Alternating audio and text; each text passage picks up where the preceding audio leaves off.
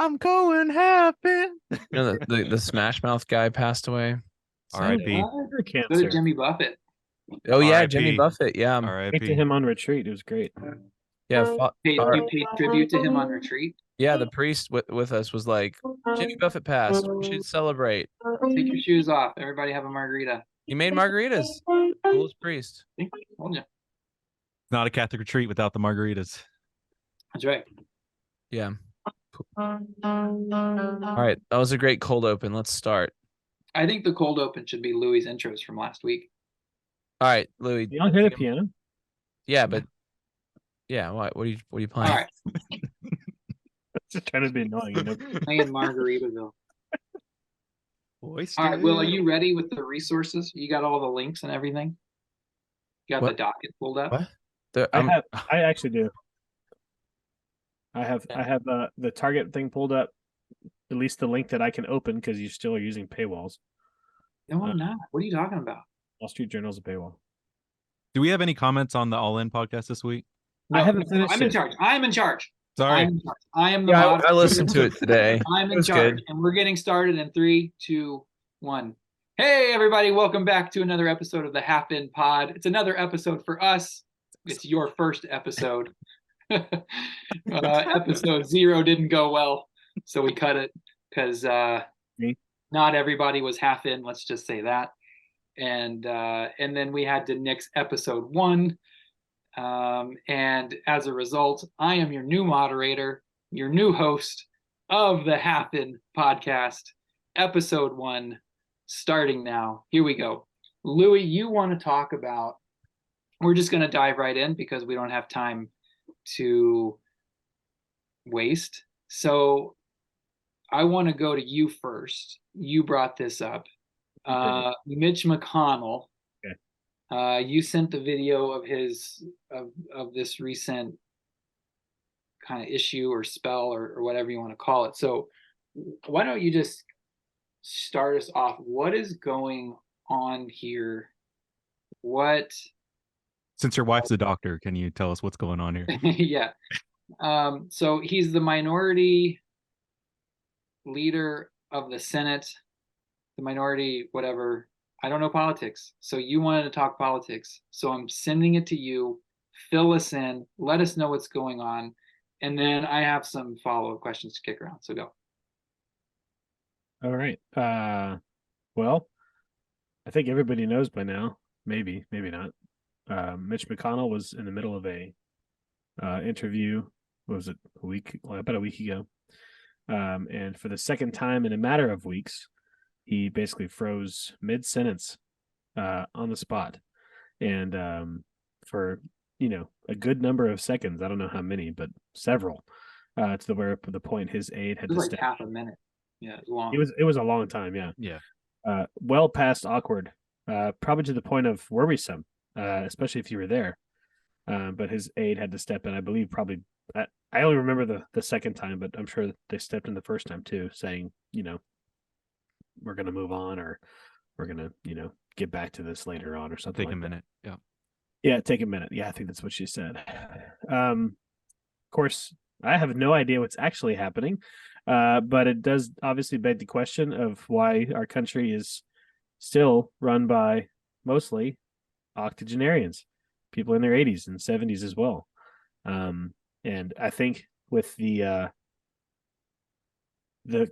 fast pace of modern society is moving faster than ever before, thanks to technology.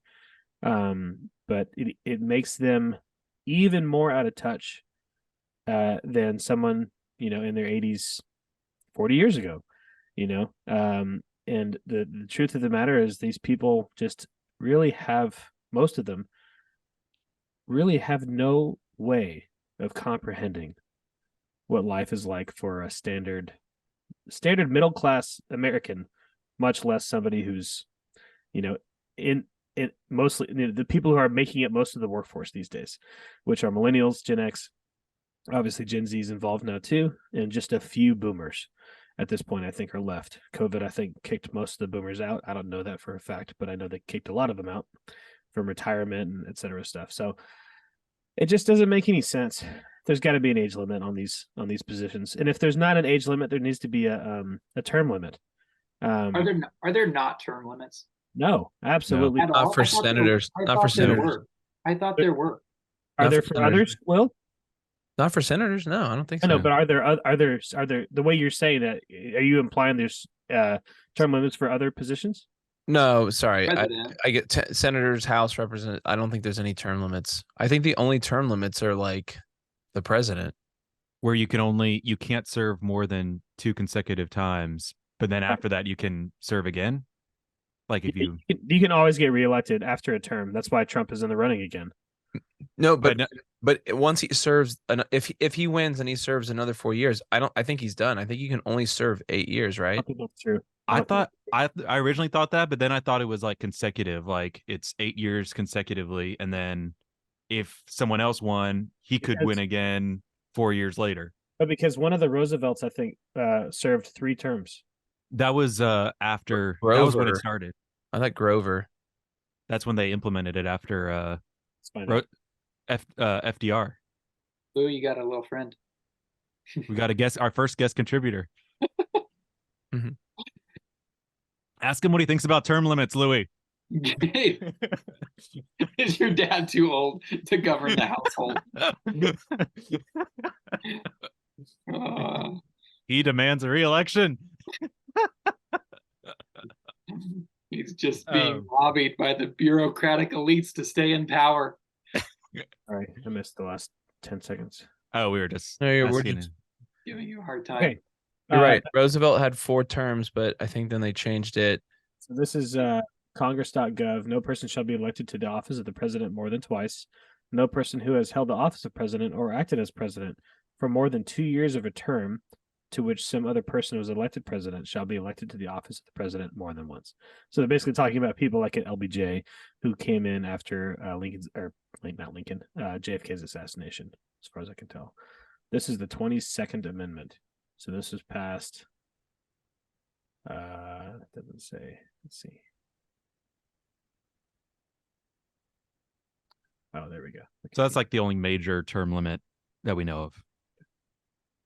1947. So after Roosevelt, after FDR, just like you guys said. So, But there's nothing on age. There's nothing on cognitive ability. Well, except for the what's the amendment that has is it the 14th Amendment? for what? No, not 14th.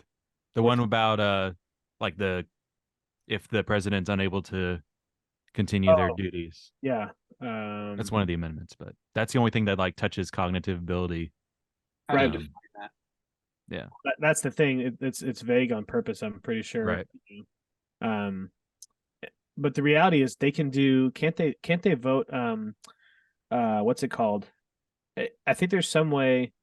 So you know how like when there's a CEO or president of a company who's like basically no it's that, but also in politics it's basically like the board can basically get together and say we have no no trust or no, it's a no confidence, that's what it is, no confidence thing. It's like they can do a no confidence vote and basically say we don't have any confidence in your ability to run. I know businesses can do that, obviously depending on the bylaws, but I feel like there's probably something like that, but it would never, I mean, I don't really know, but either way. Anyways, yeah. So, Will, should there be some sort of mental or intellectual acuity test for these, or should there be like an age limit that you have to kind of sit for some sort of examination of some kind to see? Or I know this is a big conversation, at least, and we've talked about this on our previous episodes that no one will ever hear, but on like Vivek talking about talking about it, but also like should it just be up to the voters? Should they have to like pass some sort of intellectual or mental acuity type of test to see if they're fit to hold office? I mean, these are like really, really important positions, obviously, if we're talking about Mitch McConnell, but obviously we're also talking about Joe Biden, the president. Yeah. Should there be something, or should it just be one of those things where the American people can decide that based on what they see and on what they hear?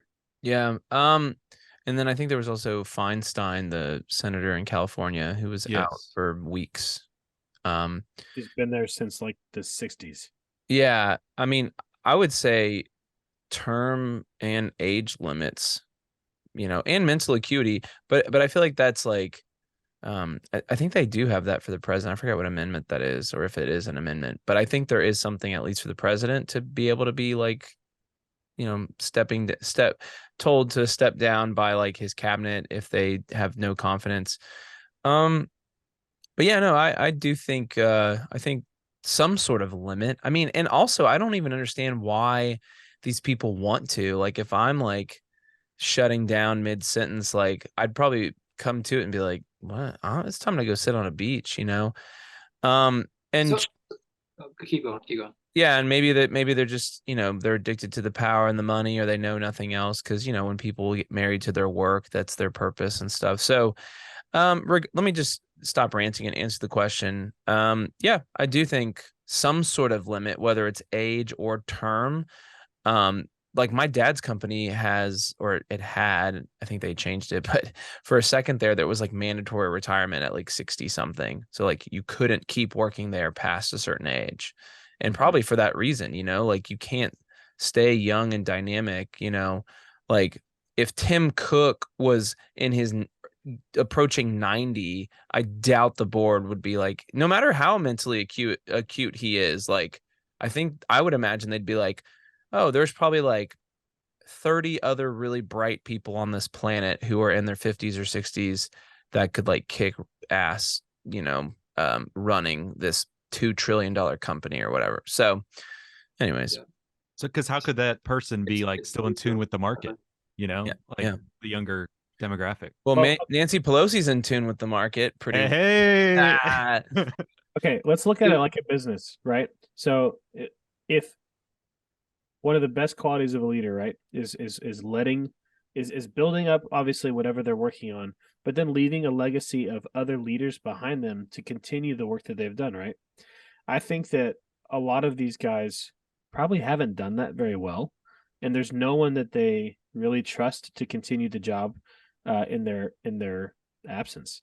And so they're like you said, well, they're like addicted to the power, or they're just afraid of what's going to happen if they leave or they retire, which kind of, in my opinion, kind of ties into the whole problem with the two-party system. It's like if the party is so hell-bent on staying on a specific path that's been forged by, God knows what, it's like you're kind of limited on who's going to step up in your place to keep that going.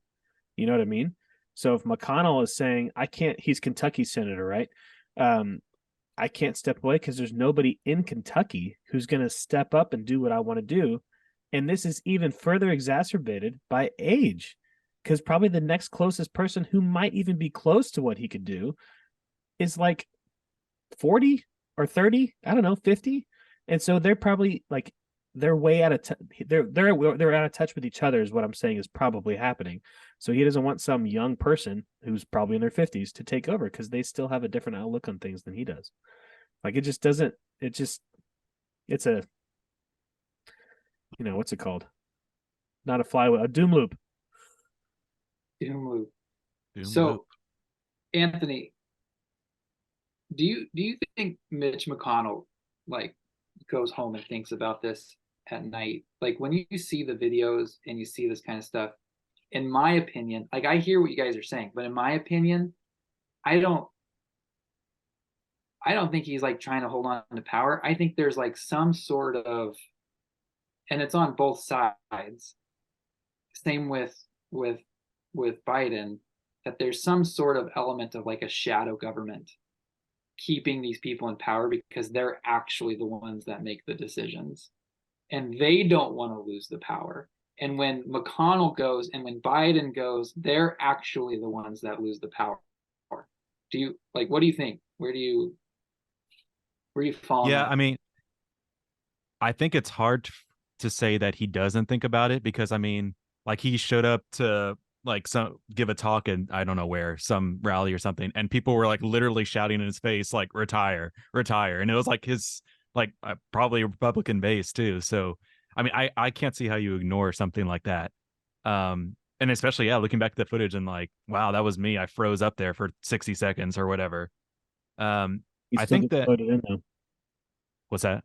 He still gets reelected time and time again. Exactly. Well, yeah, and that almost goes into the whole thing, like how like those people and like Feinstein and everything, like the people willingly reelect her, right? And him, and like, so I don't know, like I think to your what you were saying about, I don't know, shadow government or whatever, but I think it's more probably what's closer to reality is that there's like a web structure in place in Washington.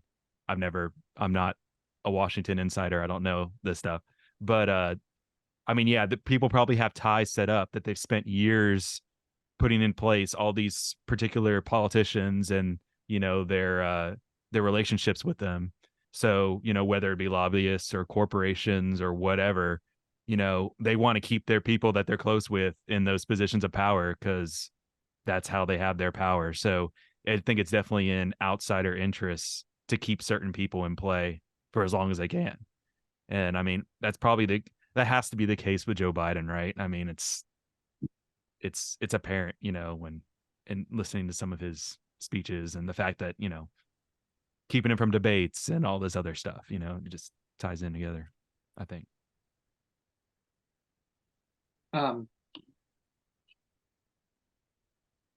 Sorry, I'm having technical problems. Well, you might have to cut this out. Hot take: should the Pope have term limits? Hang on.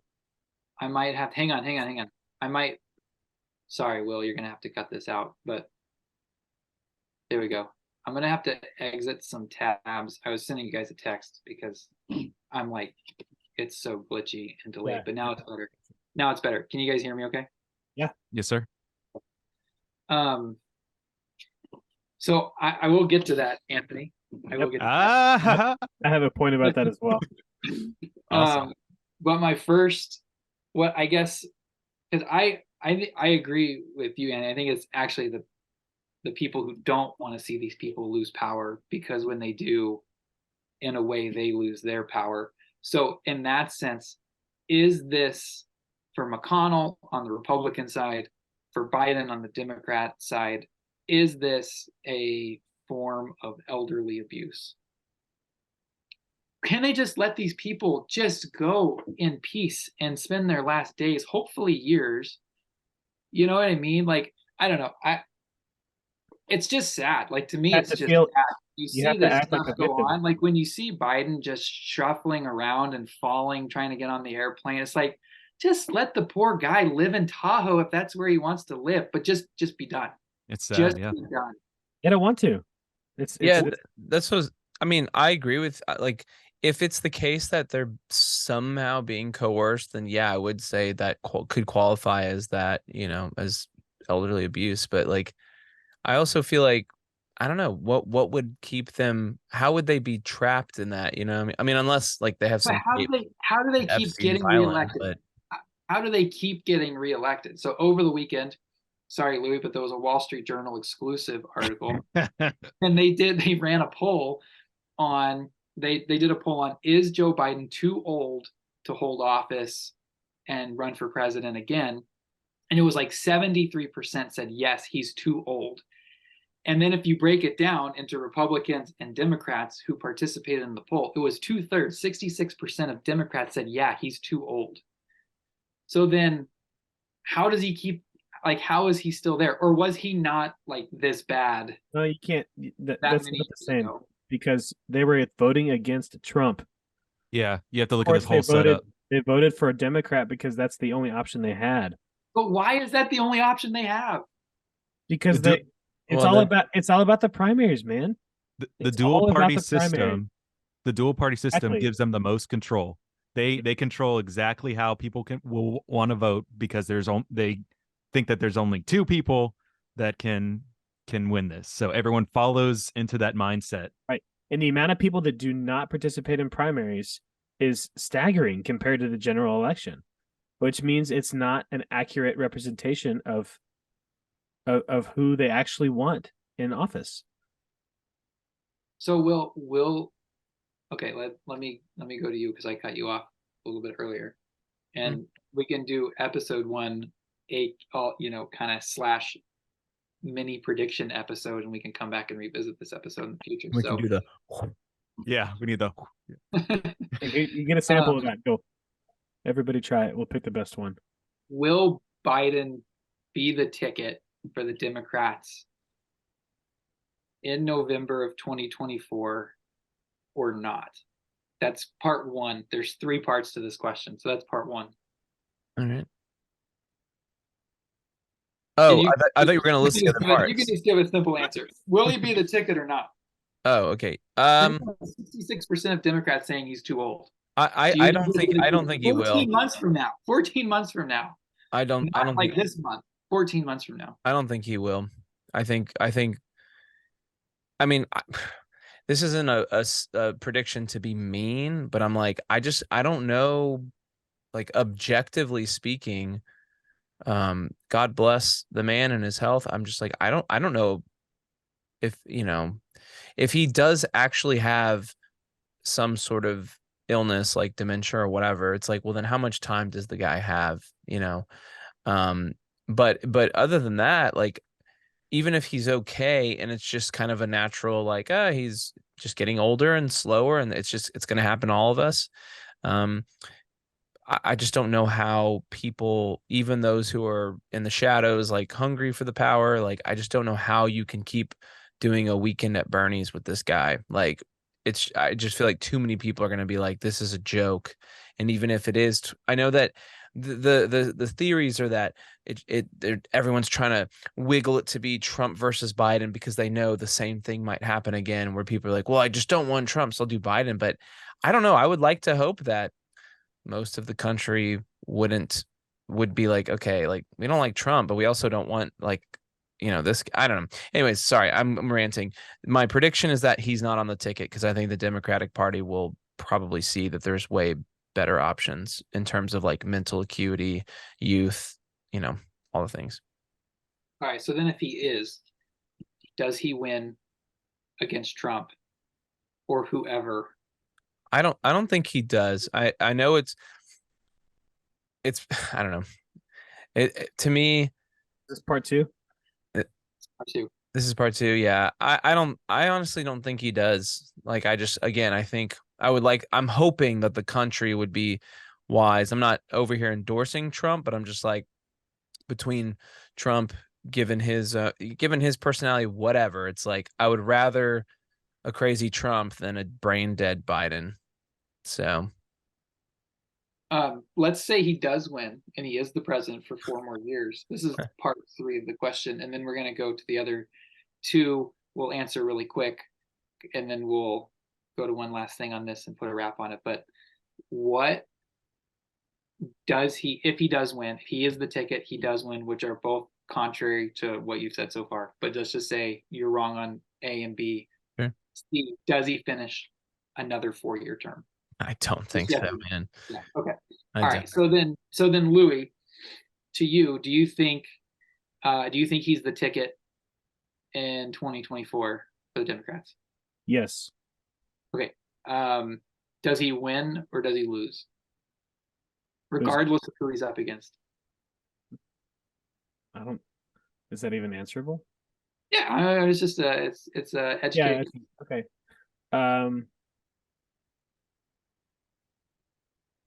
I mean, no, because if he's up against anybody on the Republican side except for Trump, I think he loses. And I don't know if Trump's going to get it or not, but let's just say he doesn't. He's going to lose. Okay, so then if he is elected, does he finish another term? No. All right, Anthony, same questions. Can you repeat the questions, please? Oh, jeez. Is he on the ticket or not? No, I don't think so. Really? Wow. Yeah. Does he win if he is? If you're wrong? I mean, it's a crap. Like, no one knows. No one knows. I know, but I'm gonna say no. I'm gonna say no. It's a prediction. I'm gonna say no. Okay. But if you're wrong both times, then does he finish his term?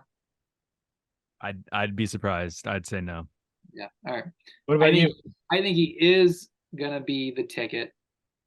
I don't think he'll win, but if he does win, I don't think he will finish his term, not because of death, but because they will find a way to get him out. Why wouldn't they get him out before then, though? They will pawn him. They are using him Next as a 4 years. pawn to get 4 more years, and then they will move him out. They will find a way. They Part will 4. do something. Part 4, All right. and I'll let you run the docket, or I'll let you run the round, Matt. But part 4 question: does Kamala get the next? That's what I was gonna ask. Yeah. All right, Louis, you could have been moderator, but you passed. You were relieved of your duties following your. I told you to moderate the question. I'm just asking the question. I'm just kidding. What was the question? Moderate. No. I don't think so. No, they'll go somewhere else. They would be foolish to bring her back. Anthony. I mean, I think they'd be foolish to bring Joe back, so I don't know. But yeah, I mean, I think how far they push her out of the limelight, they'd probably find a replacement. And to go to Matt Blake's point, like they would use Joe to get elected and then get him out to get this next person. Yes, that's exactly why I think they had to go with someone else. All right. I want to get this last question, then we're going to move on. I'm just really curious. So what, and I'll just put this up for anybody to answer. Anthony, you seemed interested. Louis, maybe you too, but what is the difference then of these types of individuals who hold significant power, at least the appearance of significant power, at the end of their life? How does this relate in comparison to the papacy?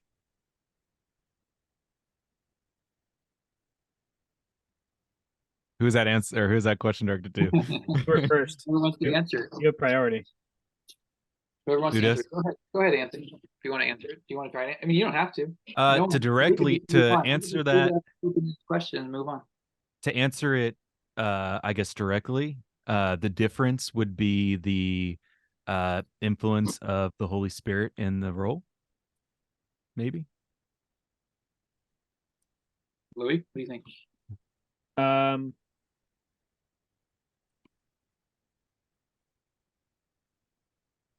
I think they're obviously very similar in the sense that you have control.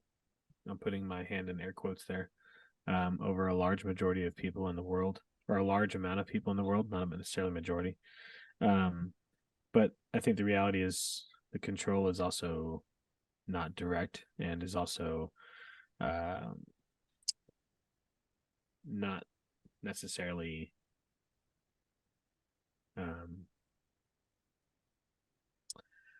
I think, maybe I'm getting off topic, but I think I'm just going to go. I think that if a priest or a bishop has to retire, in air quotes, I think at like 75, then I think somebody of similar power in the government should also have to do that. Because in theory, a leadership role in the Catholic Church is, in theory, bound by morality and civil law, moral law, natural law, et cetera, et cetera, et cetera. Whereas somebody in a governmental office, a political office, isn't really technically bound by anything because they're bound by the culture, and the culture changes. So if somebody who is bound by those things has to retire, apparently, I think at 75, and somebody who is not bound by those things should absolutely have to retire. That's my 2 cents. Sorry to get a little bit wobbly there, but related. Okay. I forgive you, Anthony. I mean, Will. Do you have any thoughts? Yeah, I don't know. That's a good point, Matt.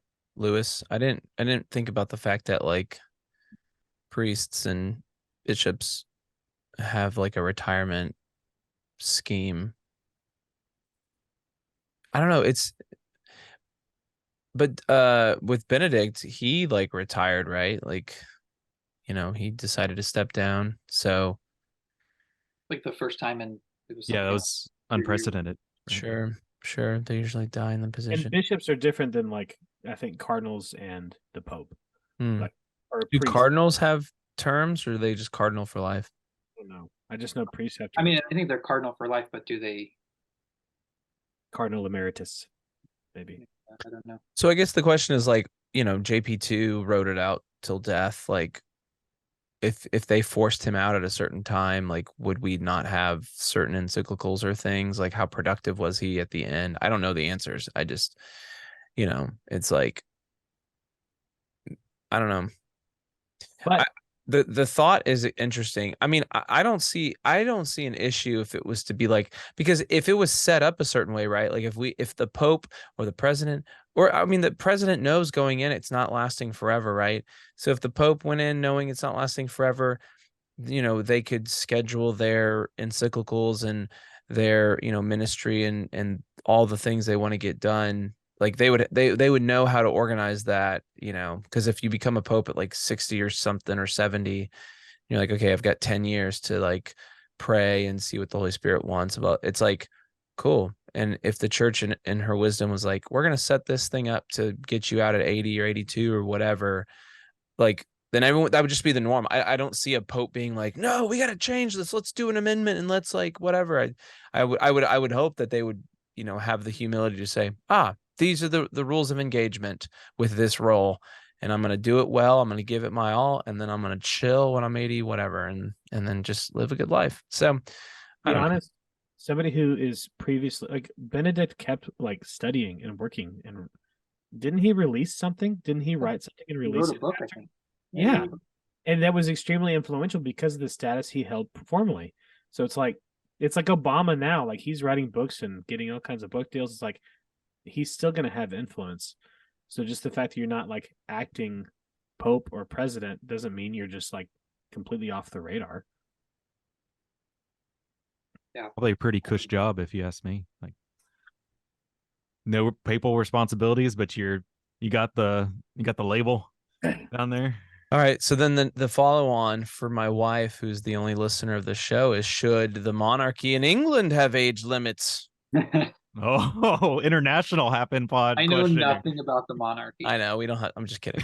Guest bestie. You're wrong. I think my mom will also listen, so we have 2 listeners actually. Awesome.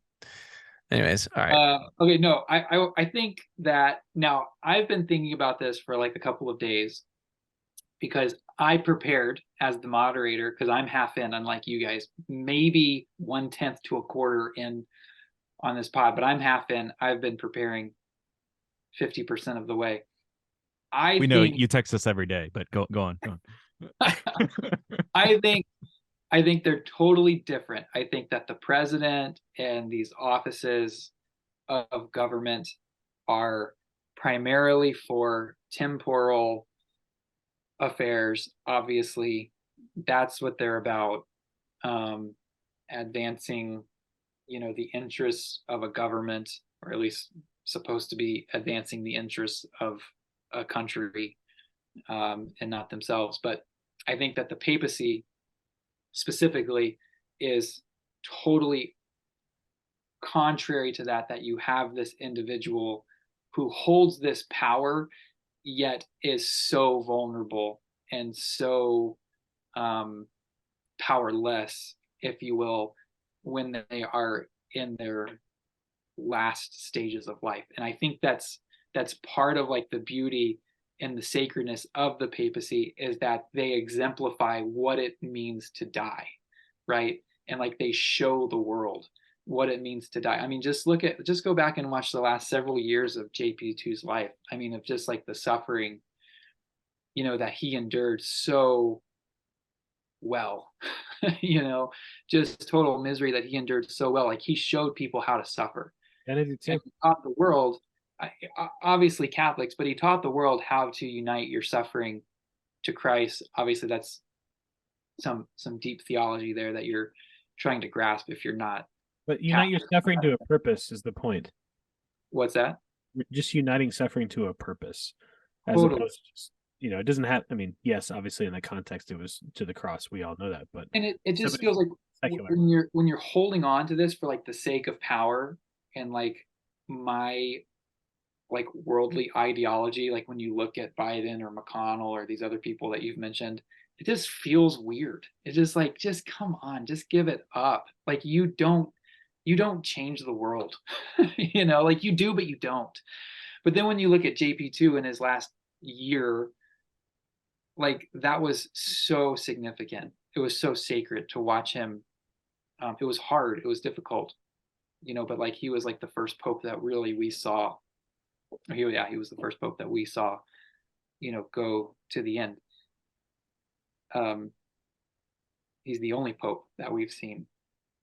Can I do a quick steel man of this? So if Joe Biden, or the capacity of Joe Biden was in a papal role, what would you think about that? Like, What if we had a pope off his rocker? yeah, it's like kind of babbling about stuff that doesn't make sense to the questions. Well, surely it's happened before. I just don't know how the Cardinals reacted to what they did. But I think again, like at the end of the day, like when they're in the papacy, when they're at the end of their life, they're probably not actually governing that much, right? They're primarily Maybe it's exactly like Biden then. They're just right. They're preparing. They're preparing for death, but they're exemplifying that to the world because we will all die, right? And so I think there's something really sacred and beautiful about that in the papacy, where it feels right that that's how the papacy should go, because they're the shepherd, and just like Christ was the shepherd until the end, like they too are the shepherd until the end. Whereas when you talk about politics and worldly affairs, it just feels weird and like, come on, just give it up. Well, they have to put on they have to put on a face, you know, when presidents are sick, you know, this has happened for decades, for centuries. It's like, or for, you know, a long time, they would hide their illnesses and, you know, all this kind of stuff because they have to put on this guise of power and control, especially the American president. Right. So there's already a, you know, an antithetical, you know, idea of what the position is. It's like somebody who's truly humble, who should be there, won't ever get that kind of role, you know? Right. But at the same time, let's kind of inverse that a little bit, I guess, Anthony. What if the president's office was ran like the papacy?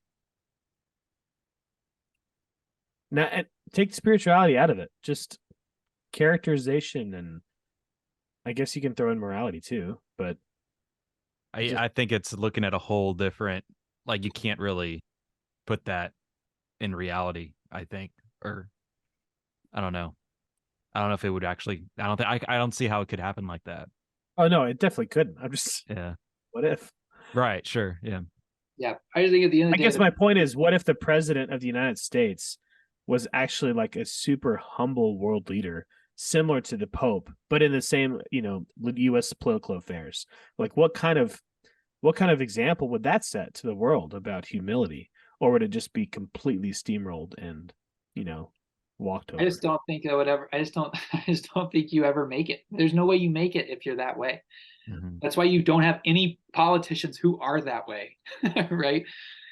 Actually, so the All In podcast that we all listen to, you know, Chamath was just talking about this. He mentioned on either this one or the last week's one. He was just talking. He was like, those who hold too closely to their ideals don't actually end up having like blowout success. He was comparing in terms of business. Yeah. Right. In terms of business, right? So, you know, like from our perspective, if you're devoutly Catholic and you're like in the business world, at some point you have to capitulate, if you will. Like you have to just say it's more than what I am called to. And I'm not willing to sacrifice that for this success. I actually thought, from someone who is obviously secular, don't know if he has any religion whatsoever. I thought it was actually a really interesting insight, because I've felt that personally just in the business world of, at some point, like, I've had some success. I was on a track to have more success, but at some point it didn't make sense from the perspective of faith and eternal life and more important matters, at Why you least quit your day job? what I felt, more idealistic. So okay, let's cut that there. If we want to, we Good can come segment. back That's a another good time. segment. Thank you for the encouragement, Anthony. So let's do just a few minutes, and then we'll end with Anthony. Let's go a few minutes to, I do want to talk about, this was maybe 6 or 7 weeks ago, but going to the corporate world, going to corporate boycotts. So the Target thing that happened, obviously with the LGBTQ and the Pride Month in June, the boycotts around that, and all that kind of stuff. I thought that this was just such a fascinating case study of, I think the traditional wisdom, and at least, and Will, you were here. So Will came to visit us the week that this whole Target thing kind of started blowing up. And we even talked about, we were going out to get some groceries one night, and Will was like, should we? I was like, well, we could either go here, we could go here, we could go here. One of them was Target, one of them was Walmart, kind of the primary two where we go, other than like an Aldi or something, but just like a late night, it was like Walmart or Target. And I was like, where do you want to go, Walmart or Target? He's like, well, we should probably just go to Walmart because, Target, blah, blah, blah, like total that boycott. And I was like, well, I don't know. Boycotts don't ever work.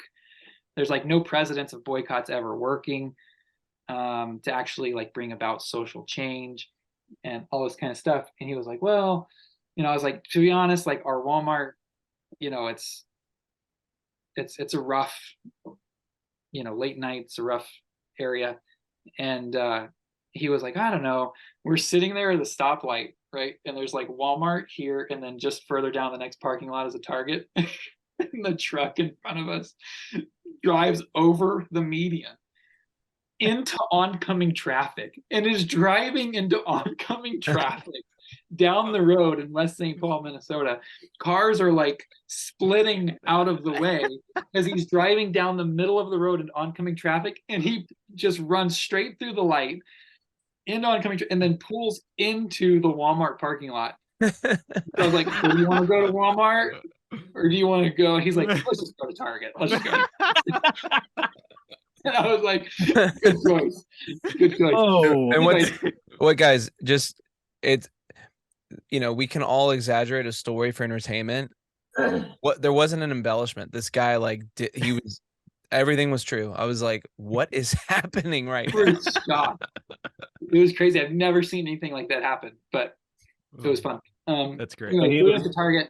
Boycotts don't work, right? The traditional wisdom is that boycotts don't work until they do, and they actually work. So Target, when they reported their Q2 earnings, this was in July when they reported, so we're a little bit dated, but looking at this graph now, they definitely reported, they reported a decline in sales, decline in earnings, same store comps, all declined. They pointed to the consumer being stretched because of the interest rate hikes and the macro and all that kind of stuff. Can now Louis keep in share mind, his screen? Target. Sure. Yes. I have admin. I don't know if I do. Target could, Target only generates like 20% of their revenue from grocery, whereas Walmart's like 60%. And like, so they blamed, grocery prices kind of stealing some of their market share and revenue, all that kind of stuff. So anyways, the point is that on the earnings call, they actually called it out, and they said that it was their misstep with the Pride Month, and then the backlash that came from it, getting involved in these culture wars, that cost them, their quarter. Basically, it cost them their revenue miss, primarily. And then they said on the earnings call that they would be much more cautious in the future as to how they market Pride Month and all of that kind of stuff. So I feel like obviously the Bud Light stuff too, but primarily I think Target's the interesting case study. Sorry, I'm not trying to cut you off, but I had like the company continues to alienate LGBTQ supporters. So they're not just pissing off the people that aren't fans of the Pride stuff, they're pissing off the Pride people too. Well, that's the most fascinating part of all of this. Same with all of these other ones, right? But like when you go all in on one and you alienate half of the population or however much that exists, and then they boycott, they sell the stock, they do all this kind of stuff, then they pull back on it, right? They take some items just off the racks, they move them from primary, right when you walk in you see it, to kind of back in the back corner of the apparel section, all that kind of stuff. Then they piss off the other side, right? So now you've alienated both sides to some degree. And then on the earnings call, right, and I think this is the most important part, is that they show their cards and they say, you know, in the future we're going to be much more cautious, and we're going to be really measured in how we go about this kind of stuff. I think it's just super fascinating that boycotts have never worked. Boycotts don't work until they work, and it worked if you're on the side of boycott, right? So my initial question is, and I'll go to Will first. Why was this time different? Because I remember like the Target bathroom thing, like gender neutral bathrooms, and everybody was like, I'm never shopping at Target again. And that lasted like 8 days, right? And then everybody was back at Target. So like, why was this time different? Yeah, it'd be interesting to see if there's like any sort of measurement of the connectivity of humans. Like I know that the bathroom thing was still in the age of Snapchat and blah blah blah, but I just wonder if like the deeper integration, even like a year or two later from anything that happens. And I guess especially because the bathroom thing was that, I mean, do we remember how long ago that was? Was that before 2020? It was, yeah, it was before 2020. Yeah, so I mean, even 2020 like kind of exacerbated like the amount of connectivity we have, because obviously there's nothing else to do but like be on social media and stuff. So yeah, I wonder if because everyone has a greater pulse on everything that's happening at once, that led like the wave of, you know, the word spreading go even further, and like, you know, for people to be like, oh, we should boycott it, and like you kind of just incept them and you see it, you know, the echo chambers kind of firing up. And if you get a strong echo chamber, like you said, the conservative echo chamber was like fired up and we were all like, let's not do that. And then once they like said, oh, we're losing out, let's do it. And then like the other side echo chamber was like, what are they doing? Now they're discriminating and now they're whatever. And now they don't like us. And so I don't know. I guess, yeah, I would attribute it to that, the technological side, the connectivity, and maybe even the sensitivity. Maybe we are becoming more, and I wouldn't say this is necessarily a good thing. Maybe that we are becoming as a society more emotionally driven, right? So, Definitely.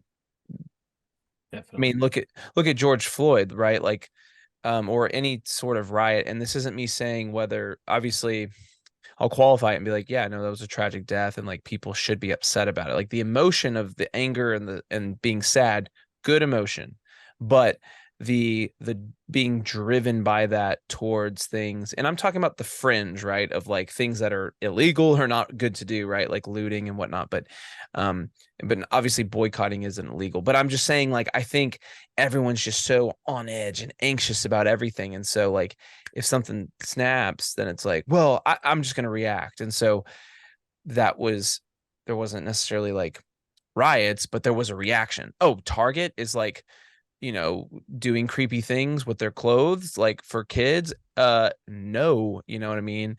And I also, you know what, now that I'm thinking about it, I think another thing that really made that boycott successful was the fact that the agenda is just crazy. Like a gender neutral bathroom isn't really that crazy. Like the way that like Starbucks does it, which is like 2 separate rooms that lock and there's one bathroom. Okay, like that's not controversial to have gender neutral bathrooms that like you share, but like only one person goes in at a time. Yeah. Like that's not controversial. Have it at home.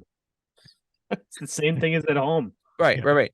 And so, but I think the fact that like what Target was selling was like over sexualized things and things to confuse kids and like things that are bad, mixed with at the same time, you've got the big like push of like drag queen story time and like just so it's like people are seeing the craziness of the agenda and it's being attached to the clothing racks at Target. So it was easy for you to be like, I don't even want my kids to see that because that's crazy, And I just wonder, I bet like even people that associate more with like a liberal background, parents and kids or whatever, I'd be interested to see like how many of them would say like, ooh, some of that stuff is over the line, even for me as someone who doesn't care what people do.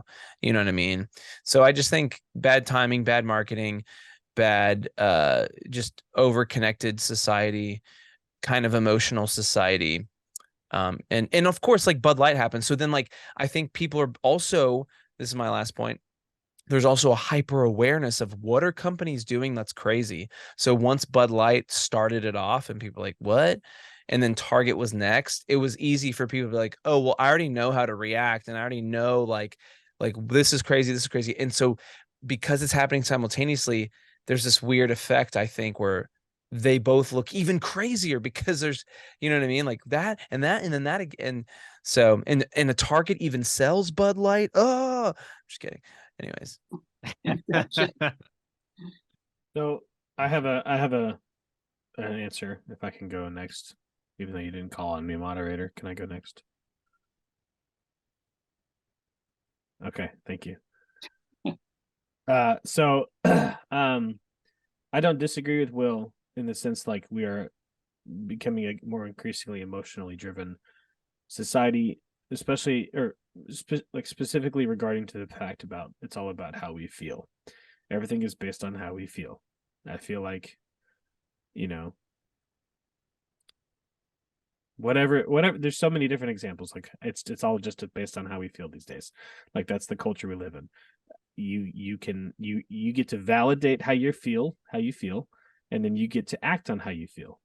And the validation is legitimate, but the fact that you get to act on it is not. So that's the first problem that I agree with Will on. The second thing, I don't disagree with him on, but I think the main issue, or maybe a big part of it, is the fact that I think our culture in general has kind of gotten to a point of saturation with the LGBTQ stuff.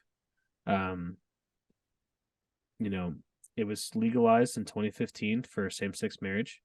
And so it's been about 8 years or so since then. And I think that we've kind of hit the point of people have decided where they, for the most part, I think people have decided kind of where they stand on it, because it's been around, it's been discussed in every faction of life in every way.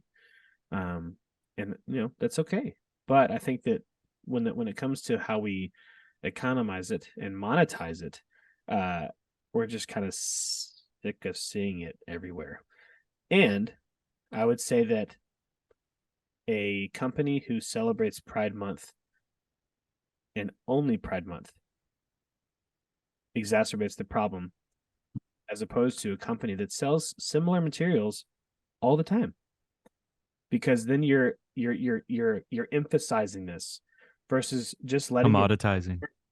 Just letting it be a part of the culture, which it is a part of the culture, because that is the way some people feel. That's the way some people, I agree with the whole, like, that is the way some people are born, and when you make it a specific month of the year versus just a part of life, which I know I agree with, is that's a part of some people's lives, just like anything else.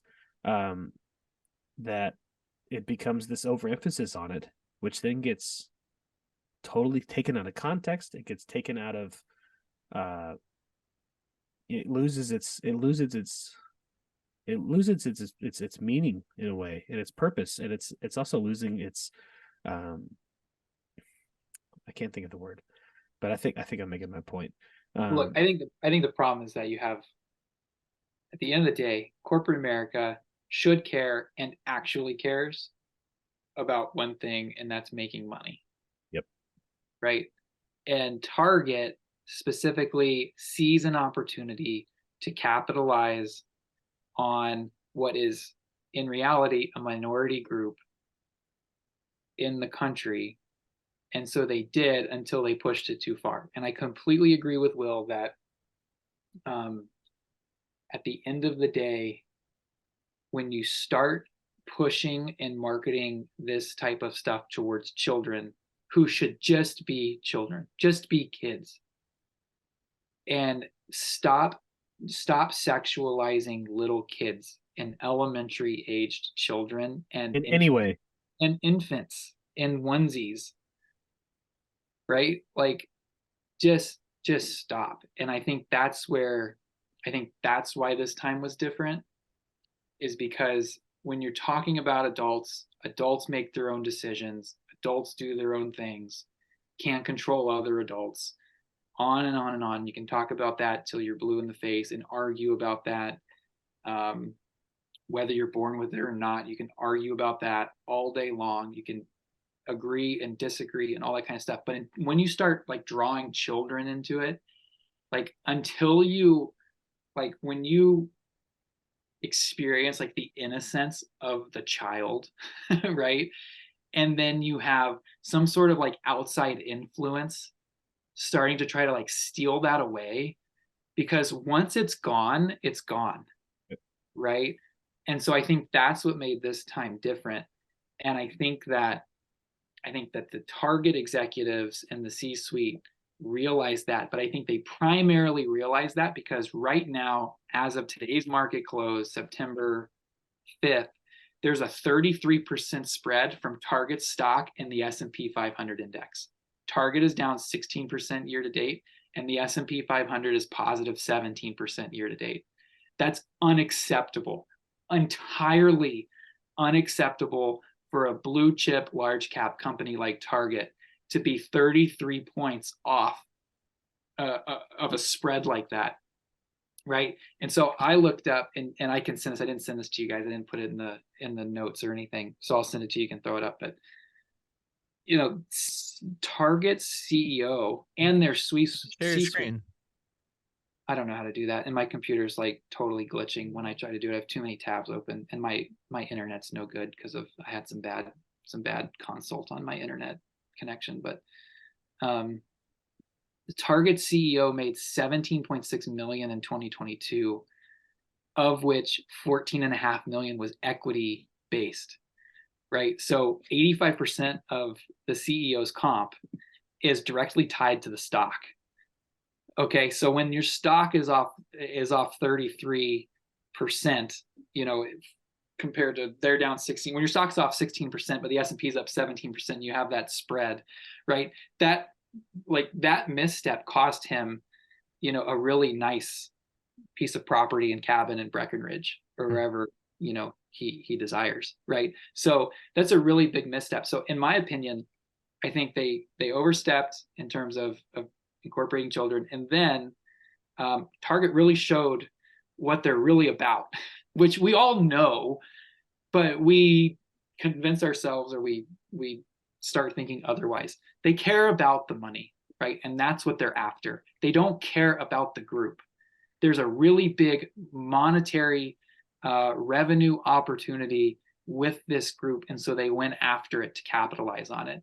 And they overstep, they push it too far, and now it's costing them. And as a result, now they're like, well, actually, we'll be really careful and more modest in how we approach Pride Month in June of 2024.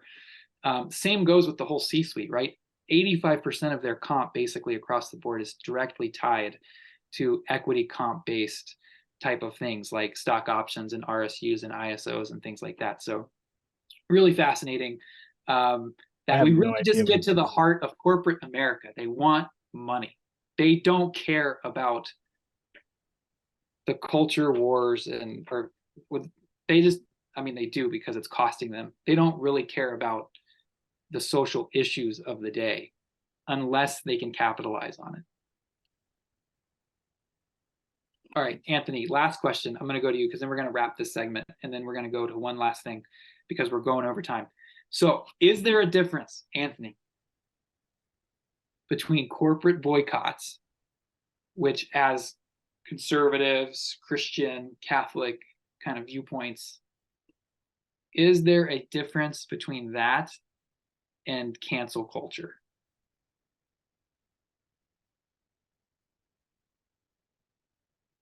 No.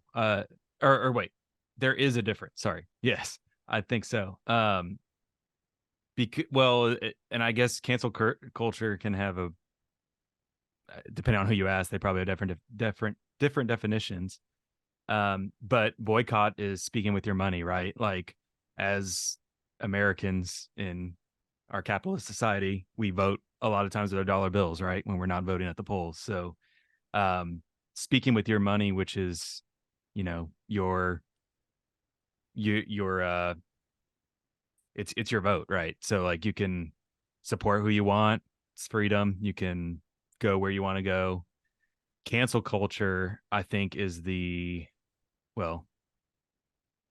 me on the spot for definition, but sorry, it's a hard question. It's a super hard question. I don't really know how to answer it myself, but I think when you look at cancel culture, it is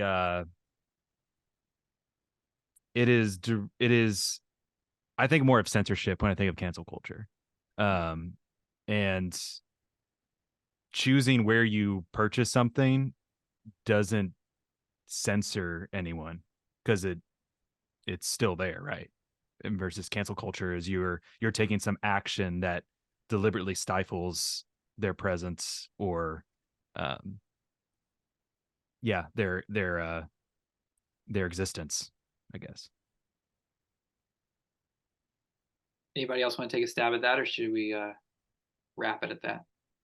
That's good. Louis, you look like you want to say something. I'm formulating.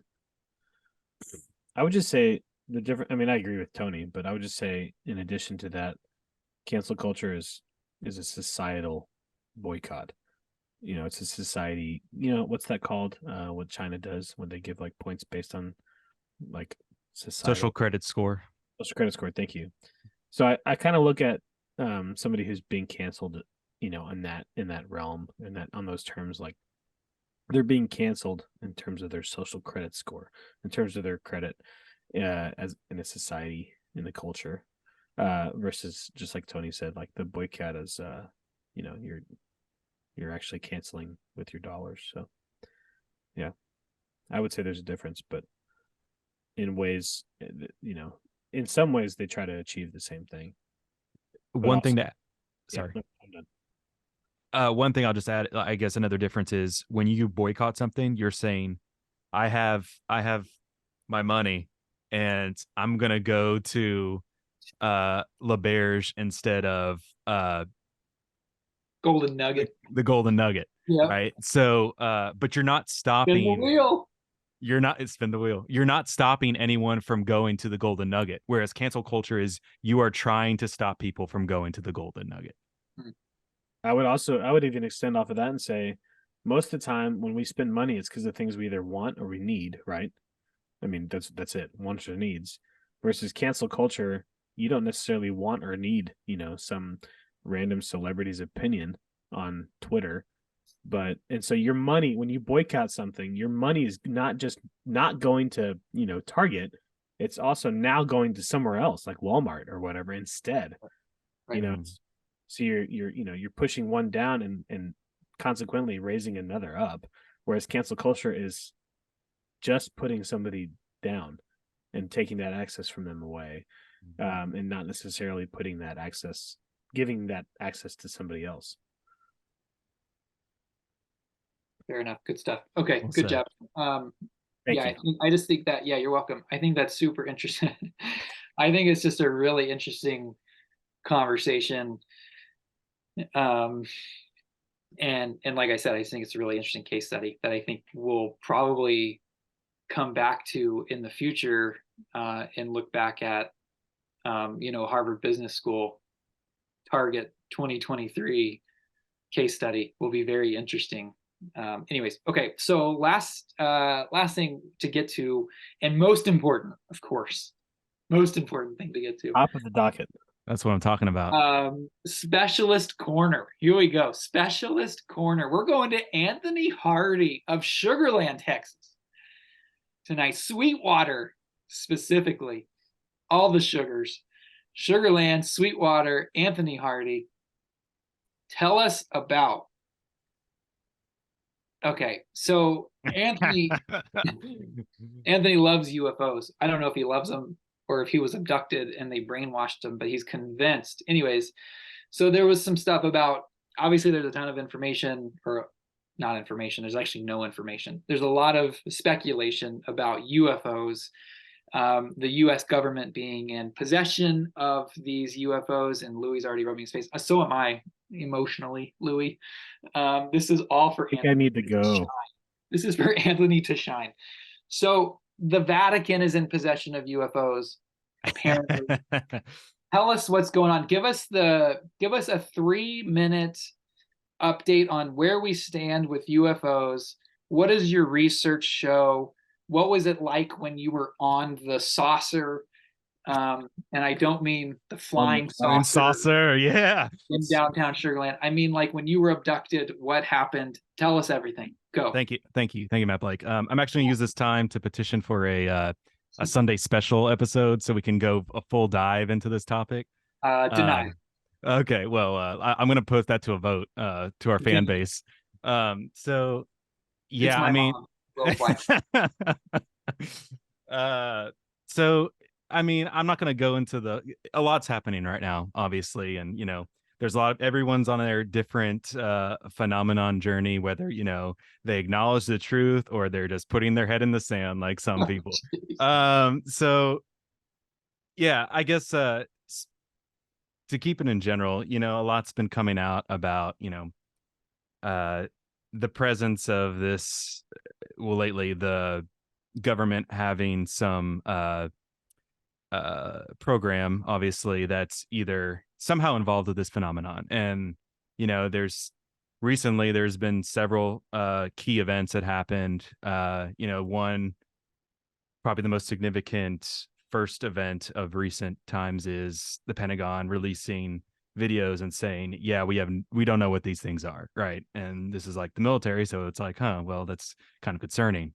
And since then, there's been a lot of other activity, like whistleblowers from government agencies coming out, employees or veterans and members of the armed forces saying that they've seen things that they can't explain. So more people that are respectable and that have credibility, honestly, to them, are saying they're seeing these things. The government's acknowledging that these things exist and they don't know what they are.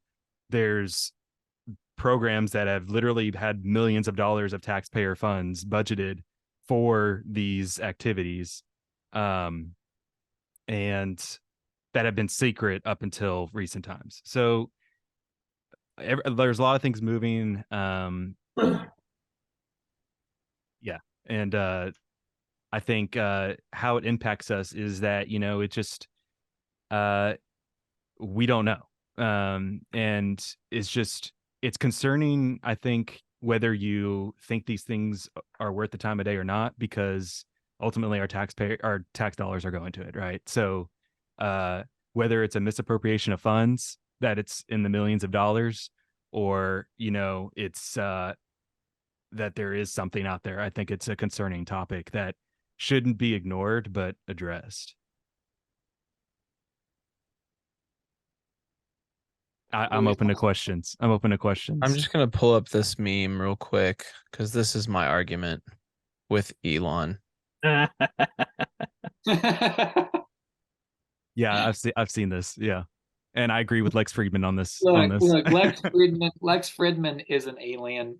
Okay, so Dude, they I could all think be aliens. Who knows? all right. So I have a response. I have a rebuttal. Today I was at the library with my many children, and I was in the kids section. And what did I see? They're promoting this junk in the libraries here. I don't know if you guys see my screen?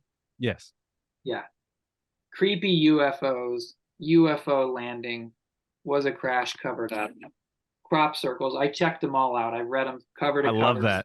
I love that. I Because love Anthony, this. because Anthony, I am half in. I think this UFO thing is a complete farce, start to finish, total waste of time, and total waste of money since you're going to bring up taxpayer dollars.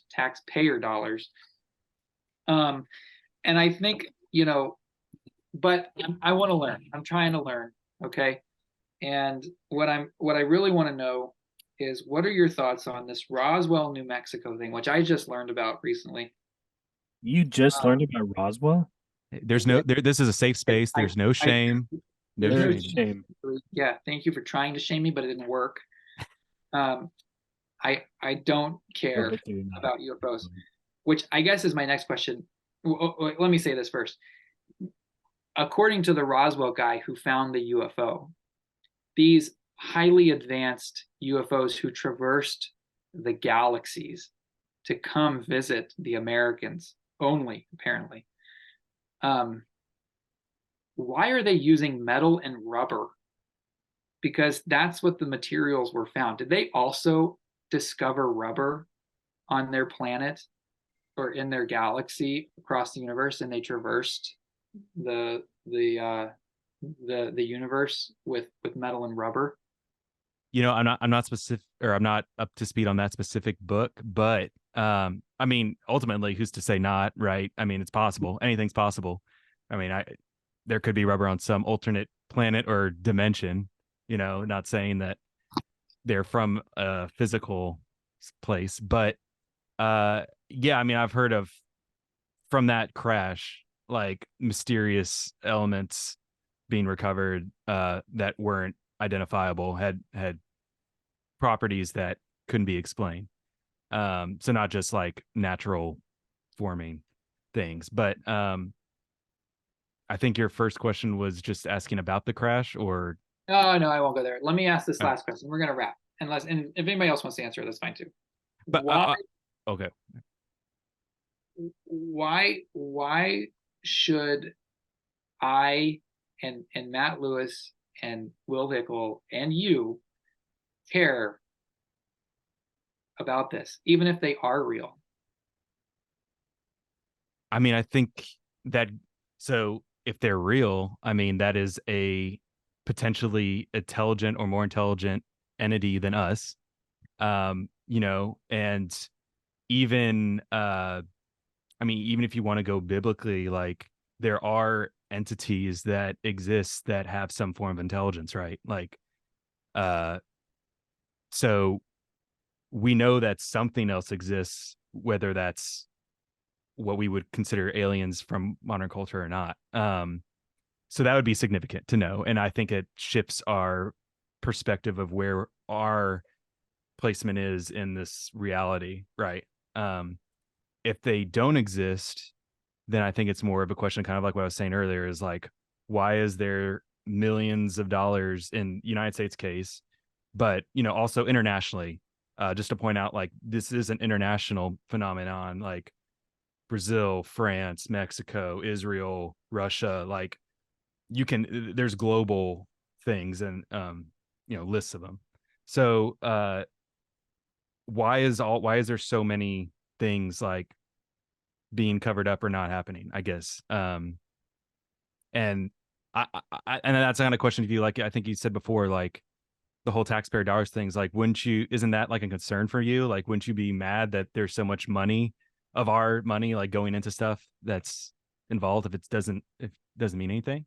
All of our money is wasted. Yeah, I know. They don't spend money well on much anyways. So what's one other dumb thing?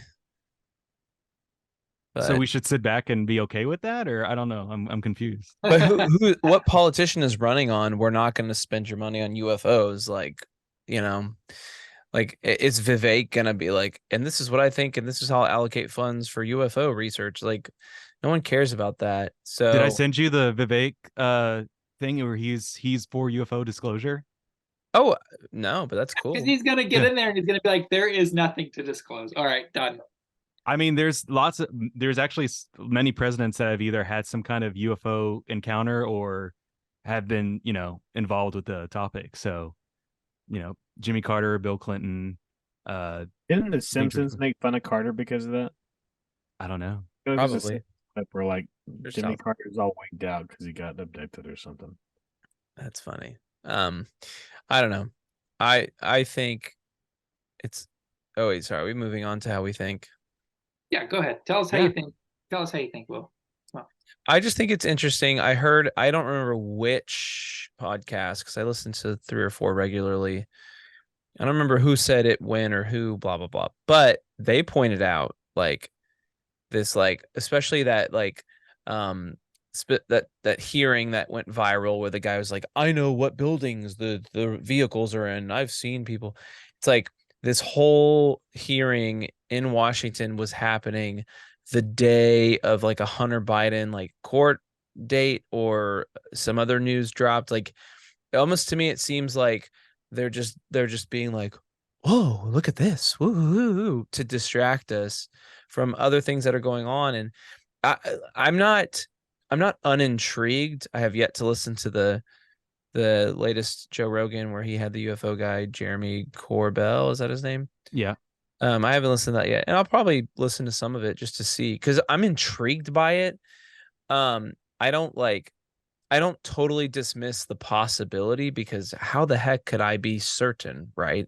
It's almost like our argument against atheism. It's like, yeah, maybe God doesn't exist, but how can you know he does or not for certain, right? Obviously, we believe he does. Anyways, so like aliens' existence, yeah, it's fun to kick the ball around and see.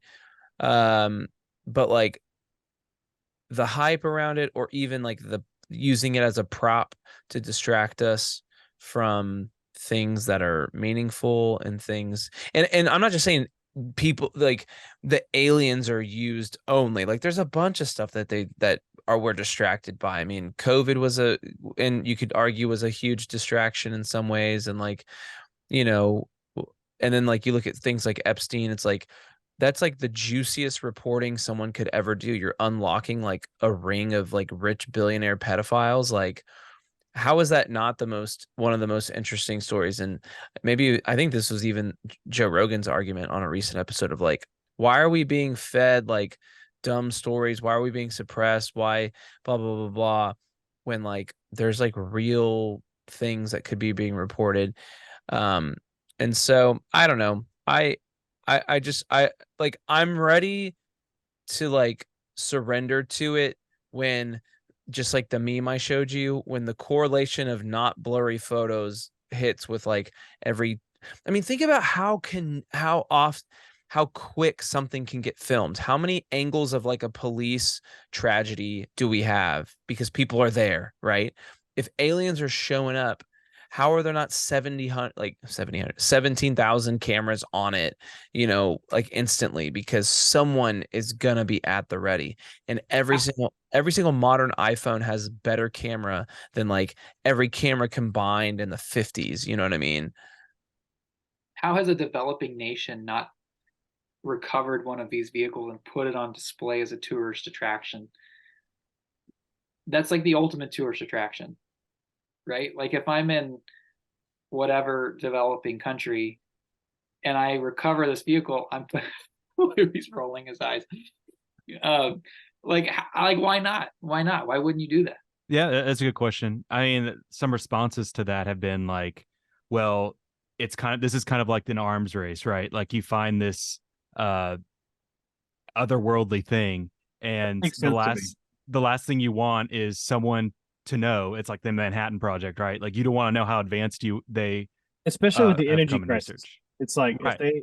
if there's actually some if anything alien comes to our world, they just pretty much automatically have to have some solution to our energy crisis, and doing all the research that they can to, figure out what that is makes sense to me why they would hide it. And that's actually kind of the dark side of some of the stuff. Like, so one of the ideas is that the reason why the government is not, or governments are not revealing this, is because of the oil and gas lobbyists, and they're keeping 0 point energy from existing in the world. I mean, stuff like that's happened before with the electricity wars between Tesla, or Edison, and I forget who the other was. It Tesla? I forget, someone else. Between so like energy, like people will do crazy stuff to, be the top energy dog, right? So I don't know. That's just a theory out there. But my thing is, at the end of the day, it's not going to change what I'm doing. It's not going to change how I behave. It's not going to change my focus on my daily life, which is my family. It's not going to change how I wake up in the morning. And if it does exist, and it would have merited a change in my life, then it would have already happened, in my opinion.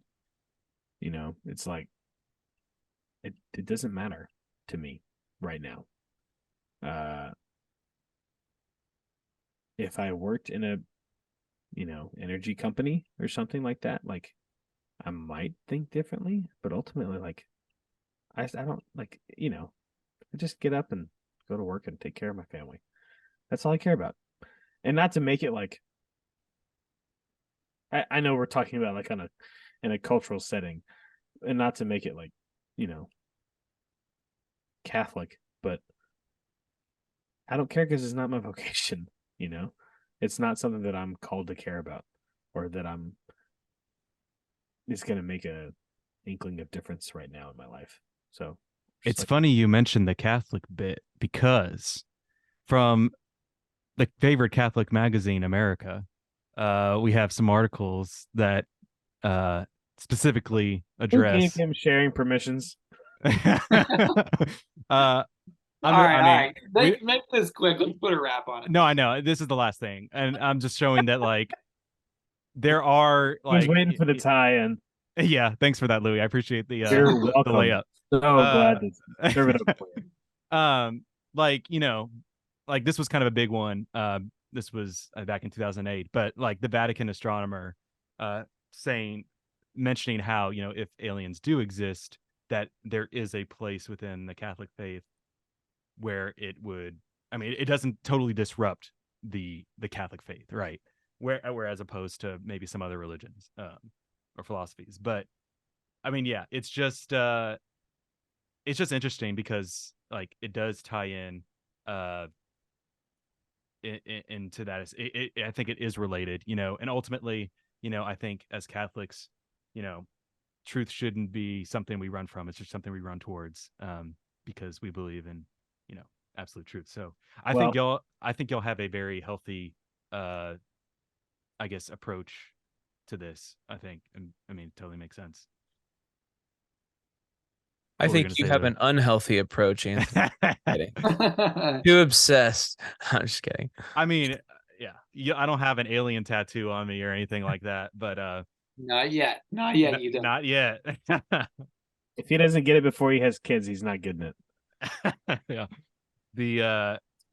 I enjoy the thought experiment, and I agree. Like it's hard to be on board so significantly on something like this without like hard, tangible evidence sitting on your desk. So yeah, and I'm down to like, I love thinking about it. I love musing and like kicking the can, but practically, I'm with Louis. I'm like, it doesn't change anything until it does, right? Until it does. Until it does. Like if it does, okay, fine. Let's go. But until then, it's like whatever.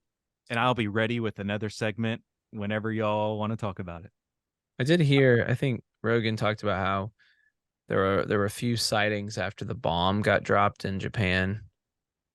So yeah, there's a lot of ties to like nuclear energy, like almost like his theory being that like if aliens are watching us, they're trying to make sure we don't destroy ourselves.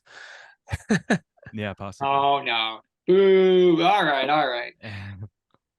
For the Half In Pod, I am a better moderator than Matt Lewis. Thanks for joining us. We'll see you next time. Bye-bye. Bye-bye. I'm going half in.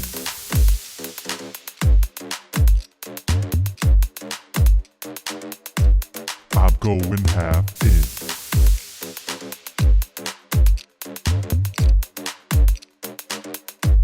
I'm going half in.